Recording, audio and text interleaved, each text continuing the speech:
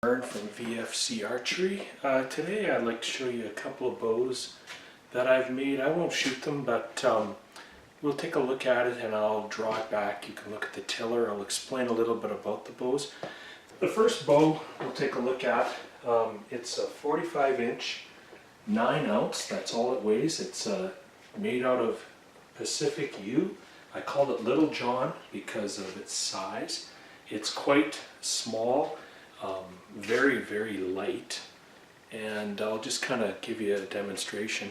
There's the sapwood, which forms the back of the bow, which takes the tension, and the hardwood is the orangey color. So this draws to 24 inches. That's what I draw it to. It's approximately 54 pounds at 24 inches. Not meant to really be drawn beyond that. It's a bend in the handle, which means the whole bow is bending, makes it more efficient. And actually there's no hand shock really off of it. It's quite wide. I shoot off my hand, so I'll give you a little bit of a view. The yew wood has to be followed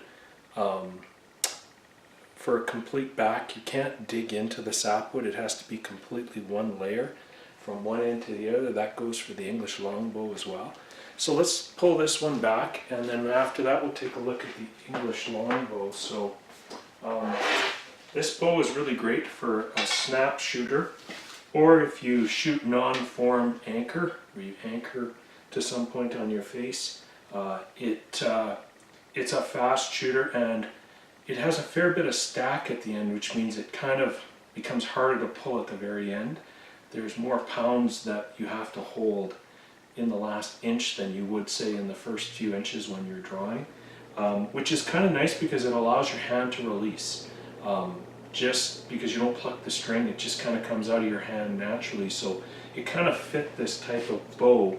That's not something you typically want in a bow, but if you're snap shooting with a short bow like this at a heavier weight, because of course this is 54 pounds at 24 inches, so most guys are drawing maybe 50 pounds, 55 pounds at 28 or 29 inches. So it gives you the idea that you don't have to pull this one back very far to get a hard shot.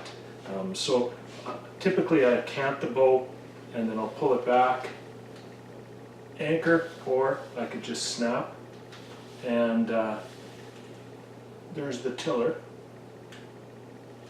roughly on it. So that bow weighs 9 ounces. It's quite powerful, and actually it was intended to be a long English longbow, but I tried to recurve the tips and one of them slightly cracked. So the next bow, I call it Hood, obviously named after Robin Hood because it's the only English longbow I ever planned to make. 60 pounds at about 28 inches. It's 71 inches long, so it's a little short. Longbows tended to be 74 inches plus. Again, sapwood, hardwood, same connection. We'll give you a little bit of a view. Try to angle it the right way. This one curves a little bit to more of a right-handed shooter that I am, and it's hard to find a piece of wood like this that's perfectly straight. This was a really good piece, and like I say, these tend to be, sometimes this wood, I know a guy that paid $400 US for a good piece of wood, but it was 79 inches long. So anyways, that's, I'll draw it here. Shoot off the hand as well. That's how the English longbows work. So I'll draw it back as I normally would shoot it. I might cant it just slightly. I don't know, I'm probably not pulling it back as far, but that's what it looks like.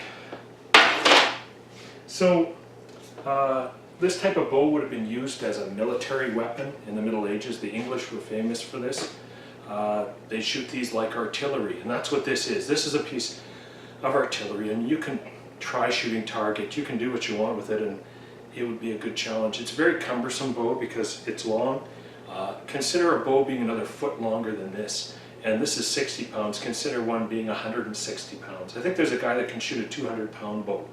English bow, and they're tended, like I'm drawing it back and anchoring it to my mouth, These tended to be drawn back 32 inches, and you'd be anchoring it beyond your normal anchor point. You'd be pulling it back quite far, 32 inches. So they were big bows. They pulled them back. They loosed the arrows. They're a very powerful bow, meant to be shot at a distance. They're not efficient. That's my, it was a great experience to make one of these and to learn how they shoot. I prefer a shorter bow with possibly a little bit recurved tips. Apparently they used to recurve these. That's what they found recently, is that a lot of the English longbows were slightly recurved, probably because they realized that the efficiency just wasn't there and that they could improve by just recurving the bow as opposed to leaving it as it was. But they were easy to make in England, I guess. This type of bow, a longbow, can be more challenging because if you take a look, it's strung, but if you take a look, it's not flat, it's rounded. So we've got round, and it has to be tapered and rounded all the way to the tip. So it's a bit of a challenge. I didn't find this as much of a challenge as I thought it would. I almost got the tiller dead on without even putting it up on the wall and tillering it. Maybe I got lucky, maybe it's my thing, but I'm not a fan of this style and this model. A lot of people are. If you're gonna get one of these, and if this is what you really like, then I'd encourage you to not use it for target practice, but to use it and to do what the English used to do, is lob in at a target. Go to a field that's 300, 400 yards and put something down on the ground and learn your trajectories and how to aim this thing. This is not meant to go hunting with, and it's really not meant for target archery. It's meant to land a heavy arrow between 500 to 1,000 grains easily. And a war arrow with a bodkin tip, which is really what they were used for. So that's a little bit of an English longbow lesson from a guy who's not an expert in English longbows in any way, and not specifically a fan of them. At one point I thought I would be, and then I soon learned that I'm not. But they're a real challenge to find the right piece of wood. So I mean, if you're good at it, it's an expensive piece of wood, and like I say, some people pay some big money for a really good piece. And so this is my first and last English longbow, and I've actually sold this one, so before I give it away, I wanted to get a video of it, and I might even do a video of it being shot, even though, I don't know, shooting one of these indoors here, I'm shooting at about 10 yards, but even taking it to an archery range and shooting at 20 yards, it just, like I say, it's the same thing as taking a compound and shooting that at a 20-yard target. It's the same thing. That's not what it's intended for. And this bow is intended to be a piece of artillery to shoot at a distance, just like a compound bow is intended to shoot at a target, I would hope, 40 yards and beyond that. In a situation where you don't want to miss because you don't want to injure an animal, I would not shoot this specifically at an animal. This is a thing from the past. This is something that goes back in history, has made archery famous, even in North America, believe it or not. This is what came over, and they had Victorian clubs, and this is what they shot.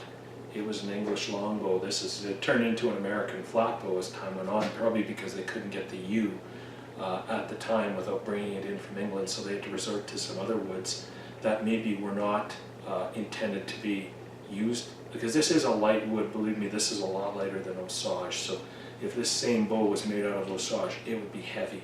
Probably wouldn't shoot as good for this design and this style. Thanks for watching.